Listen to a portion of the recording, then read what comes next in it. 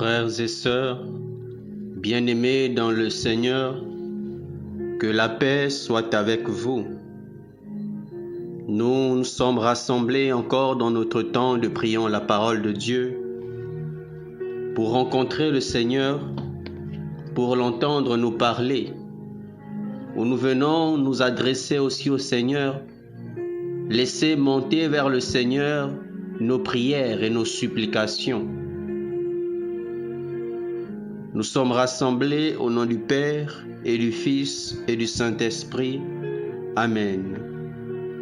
Éternel mon Dieu, nous bénissons ton nom. Nous voulons encore t'élever, te glorifier. Sois béni pour ta présence dans la vie de chacun de nous, pour tes bienfaits au quotidien. Merci Seigneur de faire toutes choses nouvelles dans nos vies. Merci Seigneur de faire germer la justice, la paix, l'amour. Merci Seigneur pour ce lieu où nous nous trouvons. Tu as bien voulu que tes enfants naissent à un lieu. Tu as bien voulu que tes enfants soient quelque part. Alors Seigneur, tu nous invites aussi.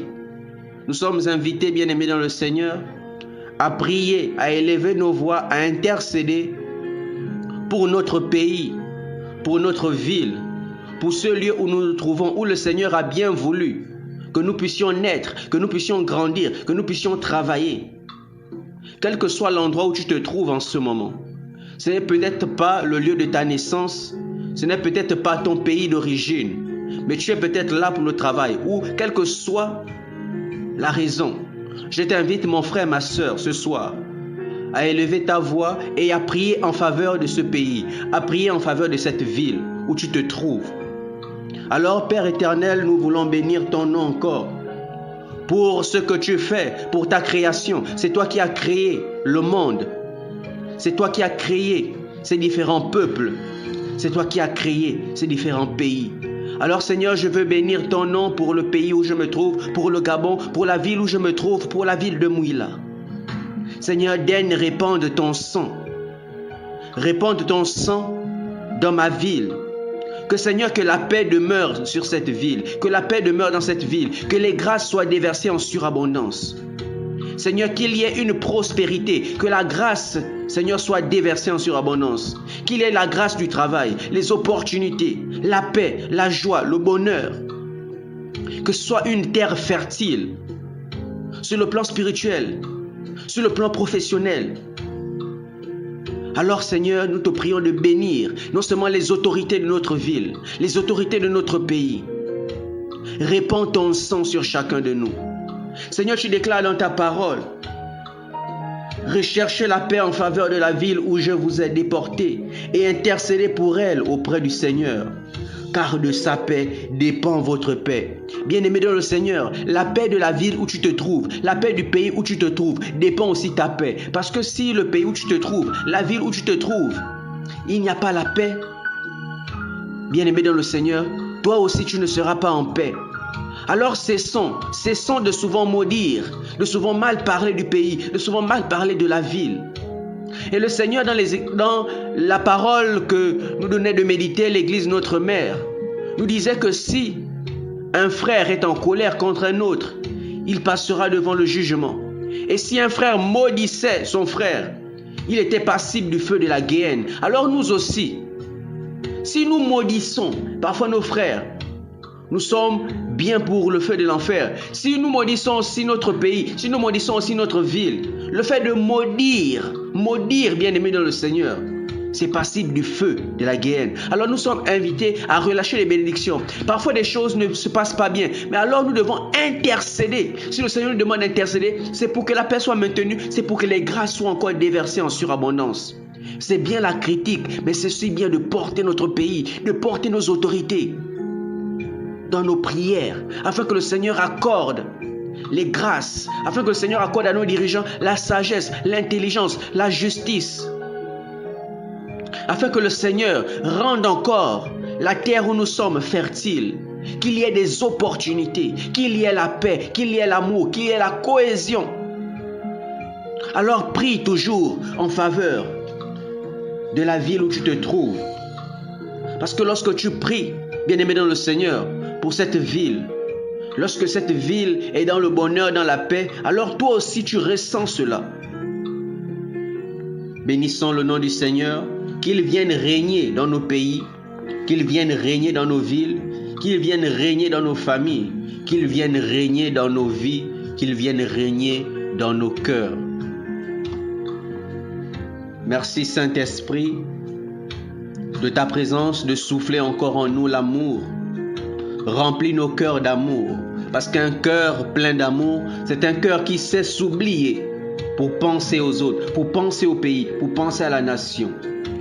Alors nous sommes invités à justement désirer ce cœur de Jésus, à demander au Saint-Esprit de remplir nos cœurs d'amour. Et nous traversons une saison particulière, une nouvelle saison. Et c'est justement le moment favorable d'intercéder non seulement pour notre pays, pour notre ville, pour nos autorités, pour les autres, mais aussi pour nous. Que la grâce du Seigneur repose sur chacun de nous. Alors, bien-aimés dans le Seigneur, nous poursuivons notre méditation de la parole de Dieu encore ce soir. Dans l'Épître aux Hébreux, au chapitre 12, du verset 12 à 17. Hébreux, chapitre 12, du verset 12 à 17. Nous allons progressivement vers la fin de ce texte aux Hébreux. Et le Seigneur, nous bénissons le Seigneur parce qu'il nous a déjà mis à cœur présenté vers quoi nous allons désormais méditer. Alors nous allons poursuivre déjà, terminer avec ce texte. Et nous bénissons le Seigneur parce qu'il est toujours présent. Il nous conduit, il sait vers où il nous mène. Alors nous avons besoin simplement de nous laisser conduire. Je proclame la parole de Dieu. C'est pourquoi redressez les mains inertes et les genoux qui fléchissent, et rendez droit pour vos pieds les sentiers tortueux. Ainsi, celui qui boite ne se fera pas d'entorse, bien plus il sera guéri. Recherchez activement la paix avec tous et la sainteté sans laquelle personne ne verra le Seigneur. Soyez vigilants, que personne ne se dérobe de la grâce de Dieu, qu'il ne pousse chez vous aucune plante aux fruits amers. Cela causerait du trouble et beaucoup en seraient infectés. Qu'il n'y ait pas de débauché ni de profanateur comme Ésaü, qui vendit son droit d'aînesse en échange d'un seul plat. Vous savez que par la suite, quand il voulut recevoir en héritage la bénédiction, il fut rejeté, car il ne trouva aucune possibilité de changement à son égard, malgré ses réclamations et ses larmes. Parole du Seigneur, nous rendons grâce à Dieu. Rendons grâce à Dieu pour sa parole, que cette parole germe en nous et porte du fruit et qu'elle nous éclaire, qu'elle soit une lampe sur nos pas. Alors, bien-aimés dans le Seigneur, les Écritures ce soir nous disent au verset 12, « C'est pourquoi redressez les mains inertes et les genoux qui fléchissent, et rendez droit par vos pieds les sentiers tortueux. » Hier, on nous parlait déjà de ces épreuves qui sont réellement des leçons de la part du Seigneur. Mais nous sommes aussi invités au discernement. Parce que toutes les souffrances, toutes les difficultés par lesquelles nous passons ne viennent pas forcément du Seigneur. Ça peut venir aussi du malin. Cela peut être une véritable attaque. Mais lorsque ces épreuves sont des leçons du Seigneur, bien-aimés dans le Seigneur, nous allons apprendre cela. Même si au départ, cela peut causer une tristesse. Mais à la fin, lorsqu'on aura compris le sens de cette épreuve, de cette leçon, alors cela produira le fruit de la paix et de la justice, comme nous le rappelaient déjà les Écritures. Et aujourd'hui, on poursuit en nous disant de redresser nos mains. Oui, lorsque nous sommes sur ce chemin, ne nous laissons pas abattre par les difficultés du moment. Mais méditons sur cela. Et on nous invitait déjà à garder le regard fixé sur Jésus et à méditer son exemple. Méditer l'exemple de Jésus, lui qui a enduré déjà, qui est passé par ces difficultés. Alors sachant, lorsque nous traversons les moments difficiles, lorsque nous crions à Dieu et que nous n'obtenons pas toujours, sachant nous interroger sur le pourquoi de cela. Parce que derrière parfois ces difficultés se prépare un plan de Dieu. Le Seigneur dit, je connais les projets de paix et de bonheur que j'ai formés pour vous. Et je vous partageais déjà ce petit exemple. Lorsque je désirais prendre un véhicule, où je le voulais, je mettais cela en prière. Pourtant, je voyais des signes du Seigneur, mais ce n'était pas le moment. Je me demandais toujours, est-ce que Seigneur, c'est le moment? Et justement, je comprenais aussi pourquoi. Parce que cela pouvait servir de distraction, je le disais déjà hier. Et après, j'avais reçu ce partage d'une petite sœur qui avait fait ce songe, où elle voyait des gens comploter contre moi pour mettre des cailloux sur ma route afin que je fasse l'accident. Et ça venait encore conforter. Je comprenais encore mieux le silence du Seigneur pour cette demande. Parce que le Seigneur, non seulement ça pouvait me servir de distraction, mais aussi le malin pouvait m'attendre. Et on nous dit dans les Écritures que les bénédictions du Seigneur ne souffrent d'aucun chagrin. Et lorsque le Seigneur veut nous donner, veut nous bénir, il s'assure que tout soit bien, tout soit en place. Tu n'auras pas à souffrir encore. Parce que imaginons-vous si j'avais reçu cela à ce temps-là. Ben j'aurais peut-être eu un accident, j'aurais peut-être été encore triste. Mais lorsque le Seigneur veut nous bénir, oui, bien-aimés dans le Seigneur, on va passer d'abord par des difficultés, par ce silence, que parfois si on ne prend pas le temps de discerner, on pensera que le Seigneur est contre nous, ou le Seigneur nous veut du mal. Alors nous sommes donc invités à méditer sur cela. Et lorsque l'on veut faiblir, on nous invite justement à redresser nos mains, à ôter de nos sentiers tout ce qui peut nous empêcher d'avancer avec foi et confiance. Et aujourd'hui encore, les Écritures nous invitent à rechercher activement la paix avec tous. Rechercher la paix avec tous, avec nos frères et sœurs, avec nous-mêmes, mais aussi avec Dieu. Et les Écritures, comme nous le disait déjà, dont l'Église nous invite à méditer, l'on nous parlait de cette colère envers nos frères.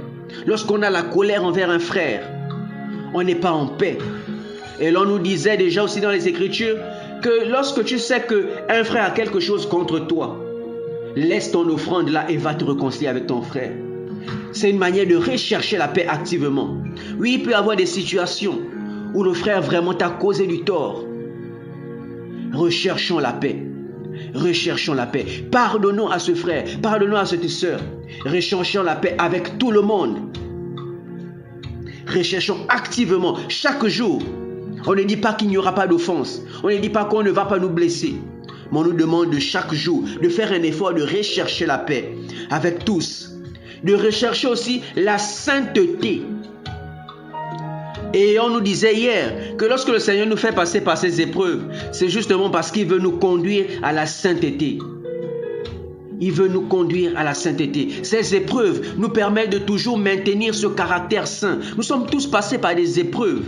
Et justement, parfois, quand on nous fait passer par des épreuves, par des difficultés, le Seigneur veut aussi voir, est-ce qu'on garde notre cœur? Est-ce qu'on garde nos valeurs?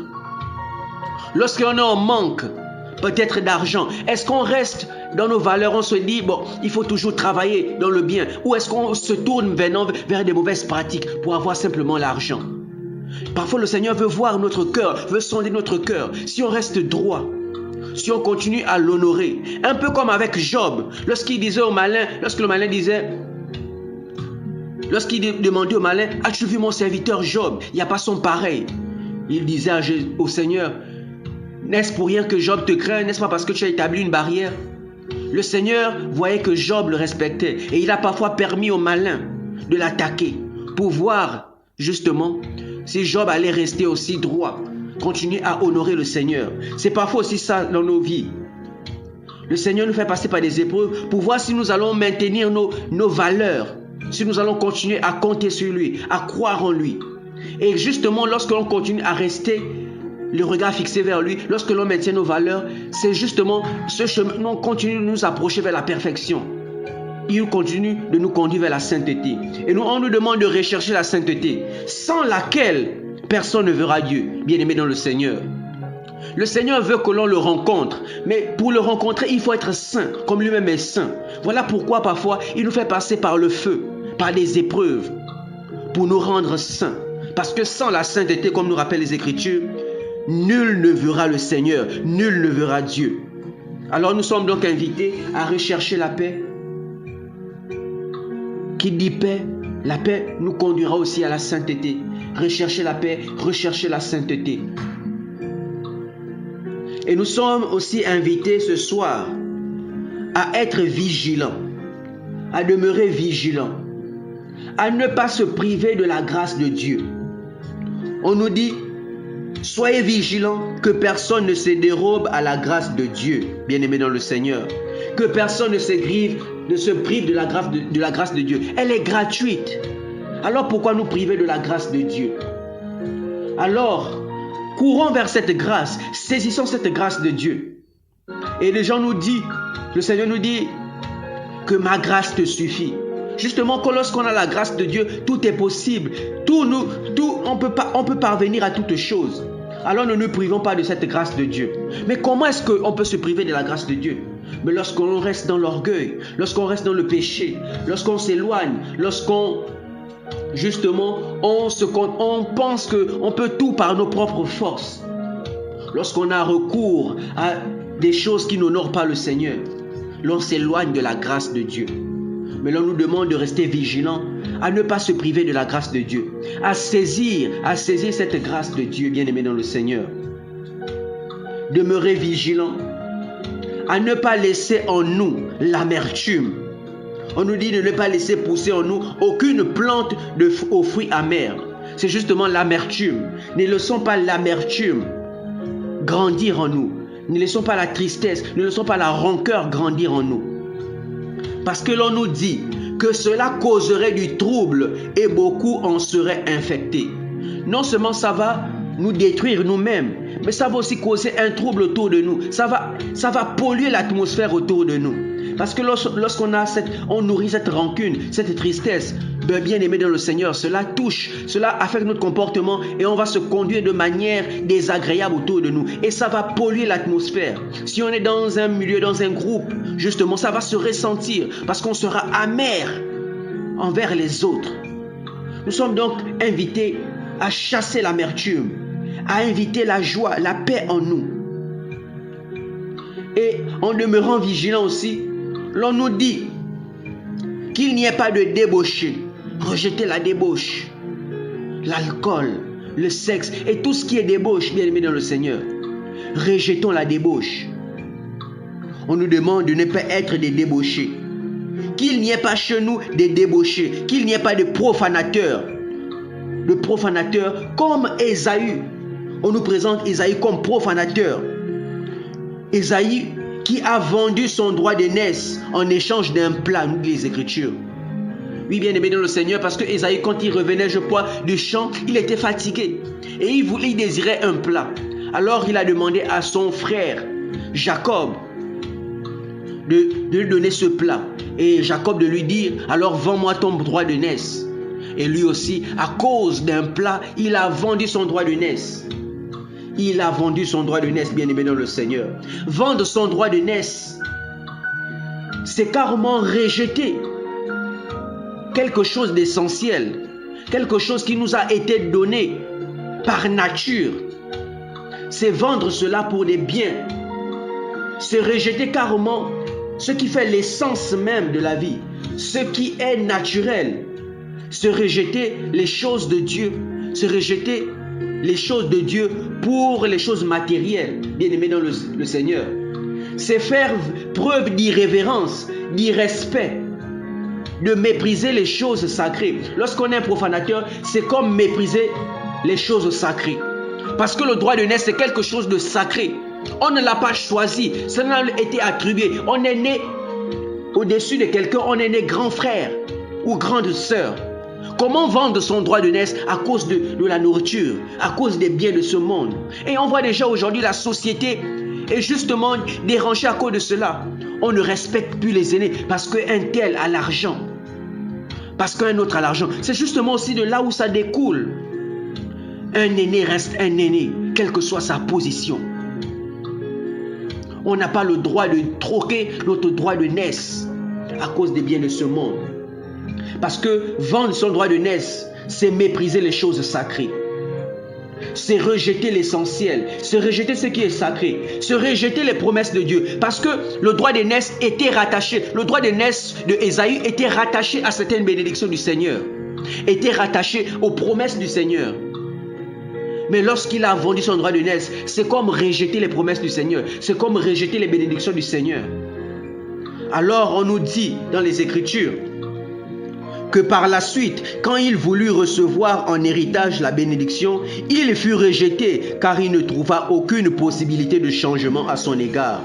Car malgré ses réclamations et ses larmes, bien-aimés dans le Seigneur, lorsque l'on vend son droit d'aînesse, on rejette ses bénédictions, on rejette certaines choses. Et après, on aura beau revenir, ce qui est fait, tout comme Ésaü. Il a voulu pleurer pour rentrer encore dans ses bénédictions, mais cela a été fait. Il a vendu son droit d'aînesse à son jeune frère. Alors c'est pourquoi aussi les Écritures nous demandent de chercher d'abord le royaume de Dieu et sa justice. Le reste nous sera donné par surcroît. Mais on voit ici qu'à l'instar d'Ésaü, il a cherché d'abord les choses de ce monde au lieu de rechercher le royaume des cieux et sa justice. On nous invite à placer Dieu au centre de tout. À placer Dieu au centre de tout. Alors le message que nous devons retenir ce soir, c'est de rechercher activement la paix. C'est de rechercher la sainteté. C'est de nous laisser conduire sur le chemin de la sainteté par la grâce du Seigneur. Ne nous privons pas de la grâce du Seigneur. Le Seigneur nous a dit, ma grâce te suffit. C'est justement par cette grâce que nous allons aller vers cette sainteté. Alors recherchons la paix. Laissons-nous conduire sur le chemin de la sainteté, sans laquelle nous ne verrons Dieu. Parce que je sais que toi aussi, mon frère, toi, ma soeur, tu aspires à rencontrer le Seigneur. Justement, pour rencontrer le Seigneur, il faut être saint. Nous bénissons le nom du Seigneur pour cette parole de ce soir. Et que cette parole trouve un écho favorable en nous. Que nous puissions nous éloigner de la débauche. Que nous puissions nous éloigner de l'amertume, que nous puissions nous éloigner de la rancune, de tout ce qui peut nous éloigner de Dieu. Nous sommes invités à être vigilants, à être vigilants, à être vigilants pour demeurer dans les faveurs et dans la grâce de notre Seigneur. Puisse le Seigneur, par son Esprit Saint, nous éclairer et nous aider à demeurer proche de lui et à mettre sa parole en pratique pour la plus grande gloire de son nom. Au nom du Père et du Fils et du Saint-Esprit. Amen.